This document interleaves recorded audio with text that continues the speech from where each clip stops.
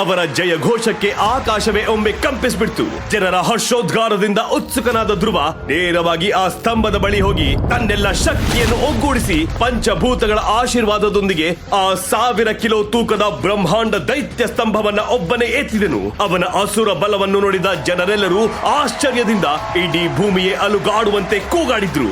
ಆದರೆ ಆ ನಂತರವೇ ಆ ಅನಾಹುತ ನಡೆದಿದ್ದು.